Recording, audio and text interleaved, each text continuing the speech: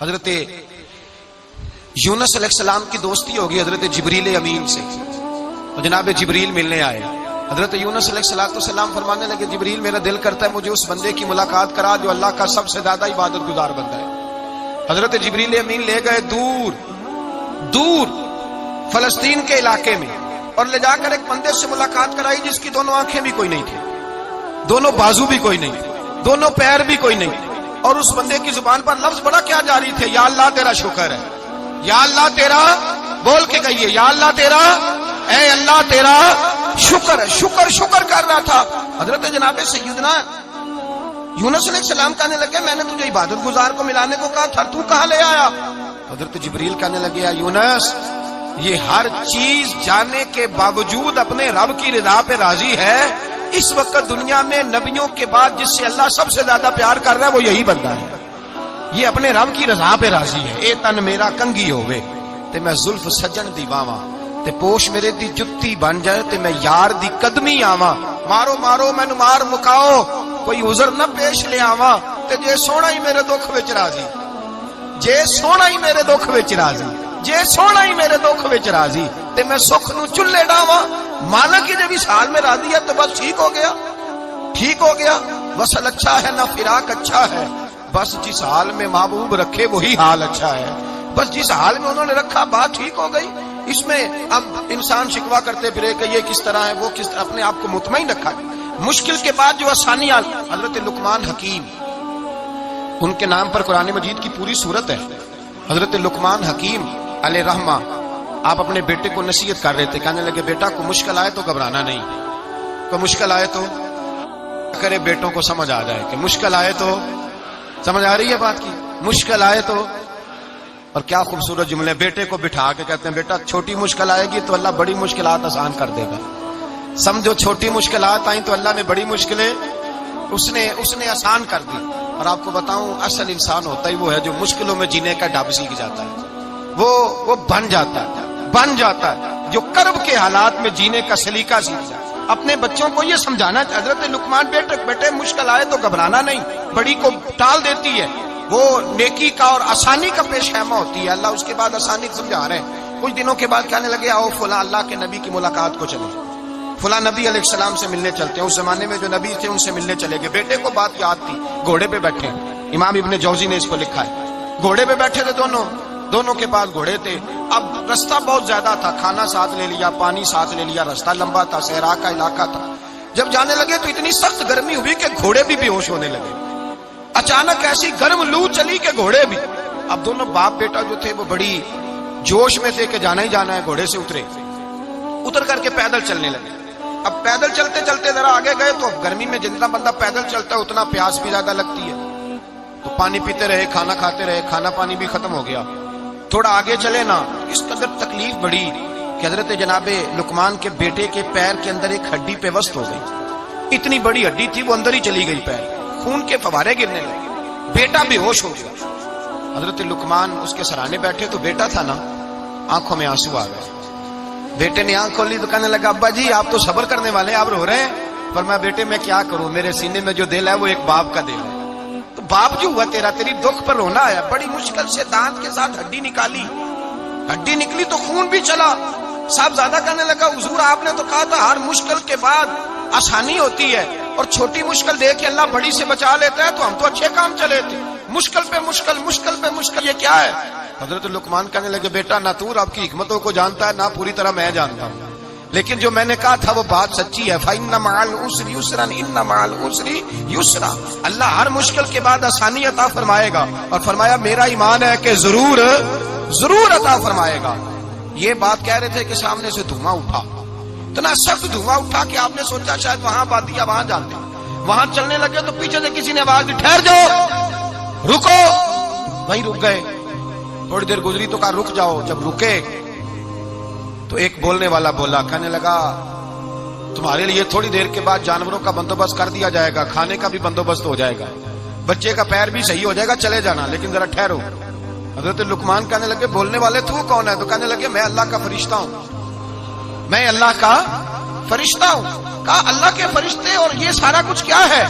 تو فرشتہ کہنے لگا اصل بات یہ ہے کہ سامنے بستی پر مجھے عذاب نازل کرنے کا حکم ملا تھا، آپ بڑی تیزی سے آ رہے تھے، میں نے رب سے دعا کی کہ اللہ اس باپ بیٹے کی غلطی کوئی نہیں، مہربانی فرما۔ رب نے پہلے آپ کو صحرا میں الجھایا، پھر میری دعا کی برکت سے آپ کے گھوڑے ٹھہر گئے، پھر میری دعا کی برکت سے آپ کا پانی ختم ہوا، پھر میری دعا کی برکت سے آپ کے بیٹے کو زخم آیا، پھر میری دعا کی برکت سے سامنے سے دھواں اٹھا۔ فرمایا یہ جو تمہیں مشکل پہ مشکل آ رہی تھی، یہ تو میرا رب تمہیں عذاب سے بچانا چاہ رہا تھا، یہ جو تمہیں مشکل پر مشکل آ رہی تھی تو میرا مالک تمہیں عذاب سے بچا رہا تھا، تم سمجھ نہیں رہے تھے۔ حضرت لقمان نے بیٹے کی طرف دیکھا تو بیٹے کہنے لگے ابا جی بات بالکل سچی ہے، افضل الذکر لا الہ الا لا الہ الا، اور پھر پڑھنے لگے حسبنا اللہ و نعم الوکیل نعم المولا و نعم النصیر، یہ ورد ہونے لگے۔ بھائی جب تجھے مشکل آتی ہے، آزمائش آتی ہے، تو اس وقت سمجھتا ہے پتہ نہیں میرے ساتھ کیا بننے لگا ہے۔ اللہ تبارک و تعالیٰ چھوٹی مشکل دے کے تجھے بڑی سے محفوظ رکھتا ہے، چھوٹی بیماری دے کے تجھے بڑی سے محفوظ رکھتا ہے۔ بلکہ میں ایک دفعہ ایک تکلیف میں ایک آزمائش میں مبتلا ہو گیا، تو میں نے اپنے حضرت سے کہا کہ حضور سارے دکھ کٹھے ہی آ گئے، کیا کیا جائے؟ تو آپ فرمانے لگے بڑے خوش نصیب ہو، جوانی میں اللہ نے دکھ دے دیے، بڑھاپے میں آئے تو برداشت نہیں ہوتے، یہ تو بڑے وقت پہ آ گئے، شکر ادا کرنا چاہیے، اس زمانے میں برداشت نہیں ہوتے، اب آسانی ہے، ان کو برداشت کرو، ہمت کرو۔ میرے بھائی یاد رکھیں، آزمائشیں تکلیفیں آپ کو بڑا کرنے کے لیے آتی ہیں۔ ہم آزمائش کو برا جانتے ہیں، دکھ کو برا جانتے ہیں، دکھ تو بڑے پیارے ہوتے ہیں، یہ رونے کا سلیقہ سکھاتے ہیں، یہ اللہ کو منانے کا طریقہ سکھاتے ہیں، یہ مسجد میں جانے کا۔ وہ جو سکھی بندہ ہے نا، سکھی، مجھے ایک صاحب کہنے لگے دو قسم کے لوگ مدینے سے آتے ہیں، مدینہ شریف پوچھنے لگے، کہنے لگے حضرت جی دو قسم کے بندے ہیں، کچھ واپس جاتے ہوئے تڑپ رہے ہیں، کچھ تصویریں کھینچ رہے ہیں رخصتی کے وقت، فرق کیا ہے؟ تو میں نے کہا وہ جو تصویریں کھینچ رہا ہے وہ امیر آدمی ہے، اسے پتا ہے کہ میں پھر ٹکٹ لے لوں گا، مہینے کے بعد پھر آ جاؤں گا، اور یہ مدینہ چھوڑتے ہوئے تڑپ رہا ہے، یہ کوئی غریب ہے، یہ کہہ رہا ہے پتہ نہیں دوبارہ موقع ملے کہ نہ ملے، یہ دکھی ہے، یہ آزمائش میں۔ دکھی سکھی بندہ تو مکے جا کے نہیں روتا، وہاں بھی کھڑا ہے ڈٹ کے کھڑا، دکھی کوئی نہیں تو روئے کیسے؟ روئے کیسے؟ دکھی دی گل دکھی آئی جانے، دکھی دی گل، کیا خوبصورت لفظ ہے میاں صاحب کی، اور لفظوں میں حسن دیکھ کے کہنے لگے دکھی دی گل یہ دکھی آئی جانے تے سکھیے نو کی خبراں، تے یار جنہاں دے موت نے مارے روندے نہیں تک تک قبراں۔ یہ مشکل مرحلہ ہوتا ہے، جب انسان تکلیف میں ہوتا ہے پھر اسے احساس ہوتا ہے، اور تکلیف والے کو ہی تکلیف والے کی تکلیف کا احساس ہوتا ہے۔ جب آپ کو اللہ مشکل دیتا ہے تو سمجھ لے رب آسانی دینا چاہ رہا ہے، جب تیز دھوپ آتی ہے تو سمجھ لے اللہ گرم ہوا گزار کے ٹھنڈی بارش برسانا چاہ رہا ہے، اور جب چاروں طرف سے گھٹن ہو، پنجابی میں کہتے ہیں گما لگ جائے، تو پھر سارے بول کے کہتے ہیں اب جو طوفان آئے گا وہ سخت ہی آئے گا، اس لیے کہ گھٹن جتنی زیادہ ہوتی ہے پھر فضل بھی اتنا۔ جن لوگوں نے تکلیفیں زیادہ سہی تھی رب نے عزتیں بھی زیادہ ہی عطا فرمائی، جن لوگوں نے تکلیفیں زیادہ سہی نہ انہیں اللہ نے درجہ بھی۔ حضرت بلال حبشی نے بڑی تکلیف سہی، مارا کرتا تھا امیہ، بڑا مارتے تھے، اتنا مارتے تھے کہ موٹے، آپ نے کبھی دیکھے ہیں دیہاتوں میں موٹے موٹے پائے ہوتے تھے چار پائیوں کے، موٹے موٹے پان کی چار پائیاں اور بڑی چار پائیاں کافر بچھا کے بیٹھ جاتے، اور حضرت بلال حبشی کے پیر ان کے نیچے رکھ دیتے، ہاتھ ان کے نیچے رکھ دیتے، آگ لوہا گرم کر کے اس کے اوپر ننگے بدن لٹا دیتے۔ مکے نے بڑی آزمائشیں دیکھی، پھر اسی مکے نے مدینے نے عجیب رنگ دیکھا کہ میرے نبی معراج سے واپس آئے، اور حضور نے عظمت دی، فرمایا بلال یار تیرا بڑا مقام ہے، تو مدینے میں چل رہا تھا اور میں جنت میں تیرے قدموں کی آواز سن رہا تھا، کتنا تیرا مقام ہے، کتنا تیرا درجہ ہے، میں وہاں تیرے چلنے کی آواز سن رہا تھا۔ حضرت ابو بکر صدیق رضی اللہ تعالیٰ عنہ نے اس زمانے میں حضور کی نوکری کی جب دوسرا جانثار کوئی نہیں تھا، سارے لوگ تانے دیتے، کہتے ابو بکر تو اکیلا ہی سیاںا ہے، سارا مکہ مخالفت کرتا ہے، تو جان ہی نہیں چھوڑتا، سارا زمانہ مخالفت کرتا۔ ابو بکر صدیق نے مال بھی دیا، جان بھی دی، شہزادی حضرت عائشہ بھی دی حضور کی خدمت میں، ہر چیز لٹا دی۔ دنیا کو پتا اس دن چلا جس دن میرے رسول پاک صلی اللہ علیہ وسلم مسجد نبی میں بیٹھے تھے، درجنوں صحابہ تھے، حضور نے فرمایا ابو درداء کو تو بلاؤ۔ جناب ابو درداء حاضر ہوئے تو کہتے ہیں حضور کا چہرہ دیکھا تو ناراضگی ہے چہرے پہ، میں نے دیکھتے ہی کہا حضور آپ مجھ سے ناراض ہیں؟ حضور نے فرمایا ہاں میں ناراض ہوں۔ جب یہ لفظ کہے تو میں کانپنے لگا، حضور ناراض ہو گئے؟ میں نے کہا یا رسول اللہ میری غلطی۔ نبی پاک نے فرمایا تو میرے ابو بکر کی عظمت نہیں جانتا؟ حضور جانتا ہوں۔ حضور کیا ہوا؟ نبی پاک نے فرمایا کل تو گلی میں گزر رہا تھا، अबू बकर भी गुजर रहा था, तूने सोचा ही नहीं तू मेरे अबू बकर के आगे आगे चल रहा था? ये ख्याल ही नहीं आया, तुझे पता नहीं कि जिसने मेरे साथ नेकी की मैंने बदला चुका दिया है।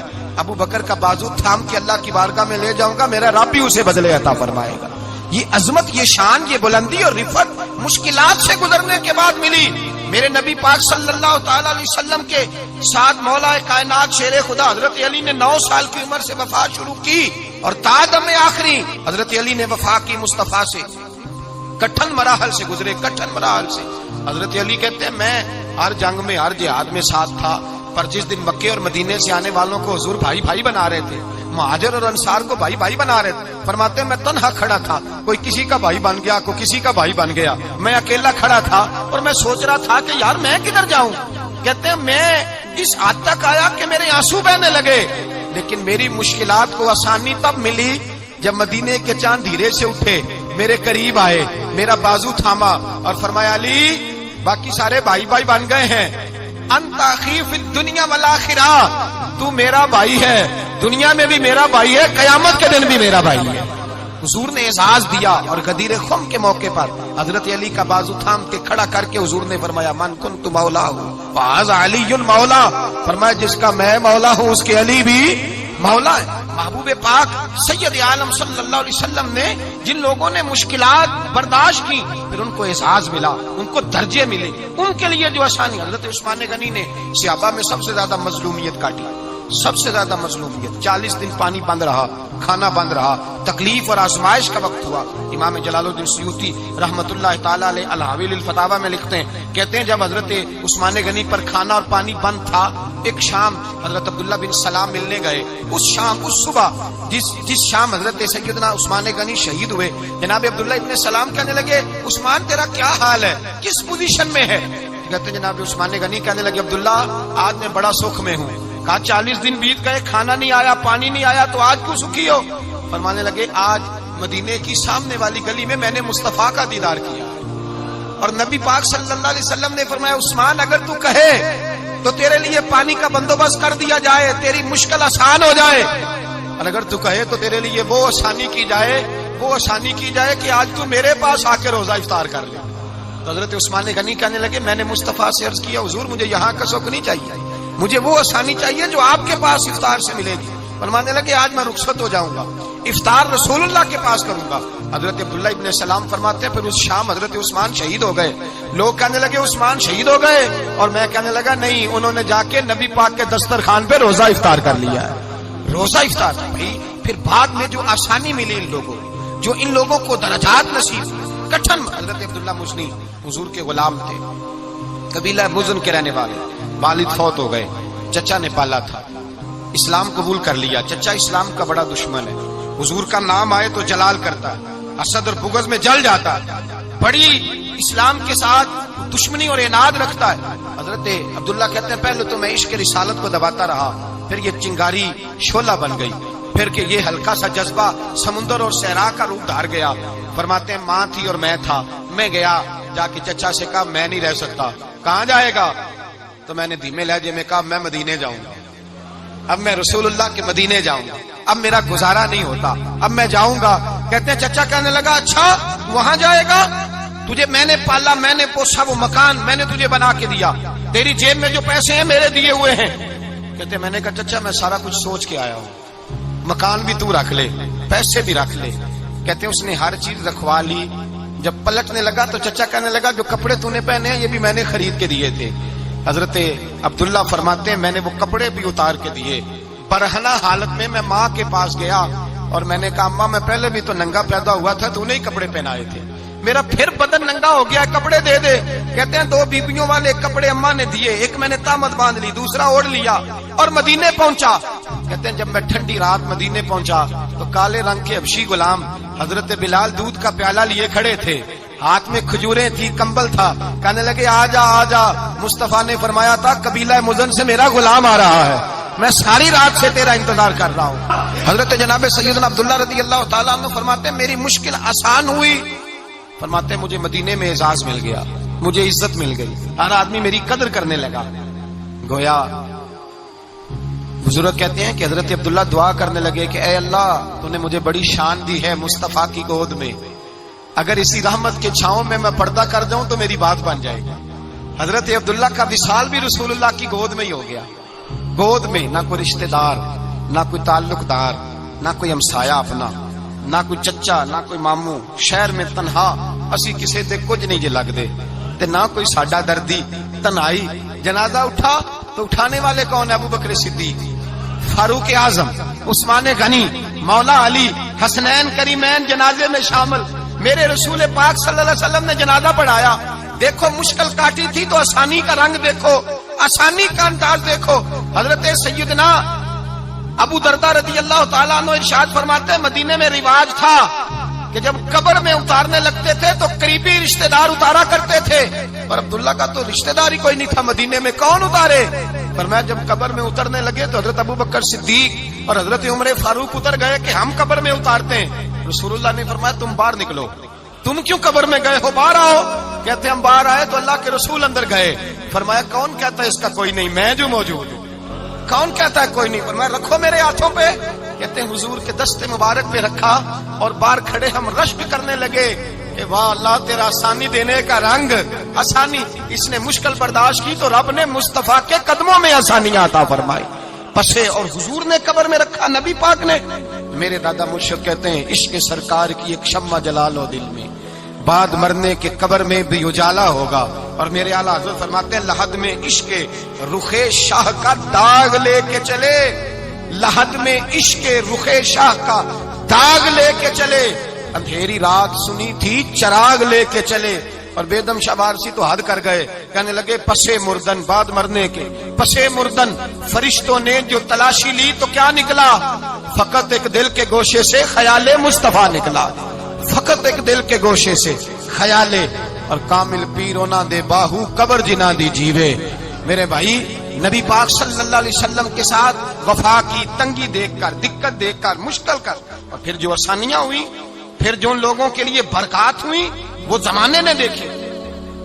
حضرت جناب سیدنا علی المرتضی شیر خدا کرم اللہ تعالی وجہ الکریم کی والدہ حضرت فاطمہ بنت اسد رضی اللہ تعالی، حضرت علی کی والدہ، بڑا پیار کیا میرے نبی پاک کے ساتھ۔ حضور ان کے گھر میں رہے، ان کے گھر میں پرورش پائی۔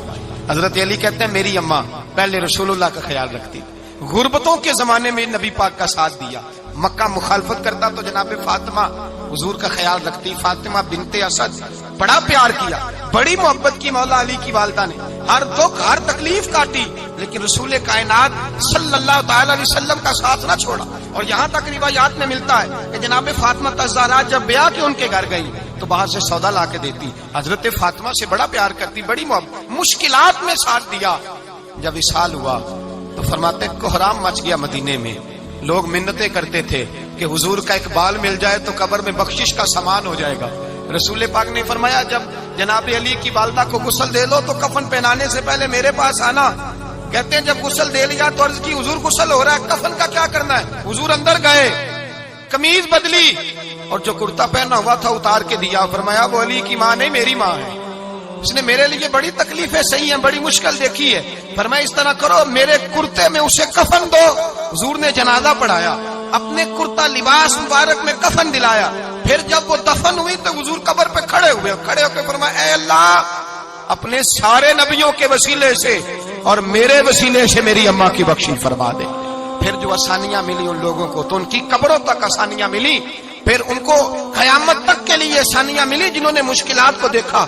اور بھائی جو سوئے رہے، جو آرام کرتے رہے، جنہوں نے مناسب ہی نہ سمجھا کوئی کٹھن مرحلہ طے کرنا، جنہوں نے کہا نا نا نا نا ہم تو سکھ کے ساتھی ہیں، ہم تو سکون کے ساتھی ہیں، بھائی ہم تو سلوٹ کے ساتھی ہیں، جب موجیں لگیں گی تو دوڑ کے پہنچیں گے، کہیں گے ہمارا بھی تعلق بنتا ہے، ہماری بھی رشتہ داری ہوتی ہے، ہمارے بھی رابطے ہوتے ہیں، پھر دوڑ کر کے پہنچیں گے۔ اصل ساتھی وہ ہوتا ہے جو دکھ کا ساتھی ہوتا ہے، آزمائش کا ساتھی، مشکلات تجھے اونچا اڑاتی۔ حضرت سلمان فارسی کہتے ہیں میں نبی پاک کی تلاش میں نکلا تھا، حضور کی تلاش میں نکلا، اور میں نے کئی سال حضور کو ڈھونڈا، کبھی ایک دروازے، کبھی ایک دروازے، کبھی دوسرے دروازے، کبھی تیسرے دروازے۔ فرماتے میں شہزادہ تھا پر بکتا بکاتا مدینے آیا، میں نے نبی پاک کی تلاش میں یہودیوں کی غلامی بھی کی، تیری تلاش میں پھرا میں جنگل پہاڑ اور دشت میں. فرماتے ہیں بڑی تکلیف کاٹی, بڑی آزمائش دیکھی, لیکن اس دن مجھے سارے دکھ بھول گئے. اس دن میری ساری تکلیفیں آسانیوں میں بدل گئی. جس دن میرے نبی نے میرا بازو تھام کے کہا سلمان منا اہل البیت, فرمایا سلمان کو تو میں نے اپنی اہل بیت میں شامل کر لیا ہے. فرماتے اتنی بڑی فضیلت کہ میں رسول اللہ کے خاندان میں جا شامل ہوا. تو بھائی یاد رکھیں, جب آپ کو مشکل آتی ہے تو آپ کو آسانی دینے کے لیے آتی ہے. جب آپ کی طرف کوئی آزمائش آتی ہے تو آسانی دینے. یہ بات صحیح ہے کہ بیٹیاں پیدا ہونے پہ مشکل ہوتی ہے, ان کے نصیبوں سے ڈر آتا ہے, پر جتنی آسانی اللہ بیٹیوں کے باپ کو عطا کرتا ہے اور جتنی رحمت رب بیٹیوں کے باپ پہ فرماتا ہے اتنی بھی کسی اور کے حصے میں نہیں آتی. اس میں شک کوئی نہیں کہ بوڑھے ماں باپ کو جب سنبھالنا پڑے تو مشکل ہوتی ہے. بوڑھوں کی طبیعت بچوں جیسی ہو جاتی ہے, دقت ہوتی ہے, آزمائش ہوتی ہے. ان کی بات سننا بعض اوقات کڑوا لگتا ہے, ان کی فرمائشیں بعض اوقات بچوں کی طرح ایسی ہوتی ہیں جو حل نہ ہو سکیں. لیکن یہ وہی ماں باپ ہیں جن کی نوکری کے بارے میں میرے مصطفیٰ نے فرمایا اگر تو ایک رات انہیں خوش کرنے میں کامیاب ہوا تو اللہ 2 حج اور 2 عمرے کا ثواب عطا فرمائے گا. اس میں شک نہیں کہ بہت سارے کام مشکل ہوتے ہیں, کٹھن ہوتے ہیں, آزمائش والے ہوتے ہیں. اس میں کوئی شک نہیں کہ اس دور میں دین کا کام بڑا مشکل ہے, دعوت و تبلیغ کا سلسلہ بڑا کٹھن ہے. اس دور کے اندر حق بات بیان کرنا بڑا ہی مسئلہ ہے. اس دور کے اندر لوگوں کو کھری بات پہنچانا اور بتانا یہ اپنے ہاتھ میں آگ کا انگارہ پکڑنے کے مترادف ہے. لیکن میرے مصطفیٰ نے فرمایا تھا اس دور میں جب فتنہ ہو من تمسک بسنتی ان دا فساد امہ فلہ اجر 100 شہید. فرمایا اس دور میں جب آزمائشیں آ جائیں, تکلیفیں آ جائیں, اس دور میں جو میری سنت پر عمل کرے گا, رسول پاک کا وعدہ ہے اللہ ایک سنت پر عمل کرنے والے کو 100 شہیدوں کا ثواب عطا فرمائے. اللہ 100 شہیدوں کا درجہ دے گا اسے. تو بھائی جس قدر مشکل زیادہ اس قدر آسانی بھی, اس قدر اجر بھی زیادہ. مشکلات سے گھبرایا نہ کریں, ذہن بنا لیں کہ جس رب نے دی ہے وہی اللہ نجات بھی عطا فرمائے گا. انسان آسان ہو جاتا ہے. ہم لوگوں نے نا دوڑ صرف سکھ کٹھے کرنے کے لیے لگا لی ہے, سکھ کٹھے کرنے کے لیے. وہ لوگ دکھوں میں راضی رہتے تھے, آزمائشوں میں. ہمارا دعویٰ ہے رب رسول سے پیار کا, اور میرے حدیث بخاری میں ہے فرمایا جو مجھ سے جتنا زیادہ پیار کرے گا اتنا اس کی طرف مشکل زیادہ آئے گا. حضرت ابو بکر شبلی رحمۃ اللہ علیہ سے کچھ لوگ ملنے آئے, کہنے لگے صاحب ہمیں آپ بڑے اچھے لگتے ہیں, بڑے پیارے لگتے ہیں, آپ کی زیارت کرنے آئے, دل کرتا ہے 2 گھڑیاں پیر دبا دیں, دست مبارک چوم جائیں, دست بوسی ہو جائے, دل کرتا ہے. آپ نے فرمایا واقعی مجھ سے پیار ہے؟ کہا حضور بڑا پیار ہے. فرمایا سوچ لو کا صاحب بڑا پیار, پھر سوچ لو کا بڑا پیار ہے. حضرت ابو بکر شبلی دیوانے سے آدمی تھے, پتھر اٹھائے روڑے اور زور سے ان لوگوں کو مارنے شروع کر دیے. دوڑ گئے, کہنے لگے بابا تو پاگل ہو گیا ہے. جب دوڑے تو حضرت ابو بکر شبلی فرمانے لگے بس تم تو کہتے تھے ہمیں پیار بڑا ہے. کہا حضور کیا مطلب؟ آپ فرمانے لگے اگر تمہیں مجھ سے پیار ہوتا تو میرے روڑے کھا کے میرے دروازے پہ مر جاتے, کبھی میرا ساتھ چھوڑ کے نہ جاتے. تمہیں پیار نہیں, تم سوکھ کے سجن ہو, تم چوری کھانے والے میاں مٹھو ہو. تم تو اس لیے آئے ہو کہ یہاں برکتیں ملیں گی, موجیں ملیں گی. تمہیں پیار نہیں. ہمیں خدا رسول سے پیار بھی ہے, ذرا سی آزمائش آئے رونے بیٹھ جاتے ہیں. غریب بھی رو رہا ہے, بیمار بھی رو رہا ہے, تنگ دست بھی رو رہا ہے, اور جو آدمی کسی مشکل میں گرفتار ہے وہ بھی کہتا ہو جتنا میں الجھ گیا ہوں ہے ہی کوئی نہیں. اٹھیں, بیدار ہوں, اپنے آپ کو توانا کریں, اپنے اندر جولانیاں پیدا کریں. یاد رکھیں جتنی مشکل سخت ہوگی اتنی آسانی بھی اللہ زیادہ ہی عطا فرمائے گا. اللہ تعالیٰ زیادہ اور وعدہ کیا اللہ پاک نے فَإِنَّ مَعَ الْعُسْرِ يُسْرًا إِنَّ مَعَ الْعُسْرِ يُسْرًا. فرمایا اگر میں تمہیں 1 مشکل دوں گا تو میں تمہیں 2 آسانیاں عطا فرماؤں گا. اللہ تعالیٰ ڈبل آسانی دیتا ہے اگر کسی پر مشکل ڈالتا ہے. اپنے آپ کو کمزور نہ کریں, ذہن بنائیں دکھ سہنے کا, مزاج بنائیں تکلیف برداشت کرنے کی. پھر یہ مشکل نہیں ہوگا, پھر آسانی سے بندہ گزر جائے گا. دعا ہے رب کریم کی بارگاہ میں اللہ سمجھنے کی توفیق عطا فرمائے. آخر دعوانا الحمدللہ.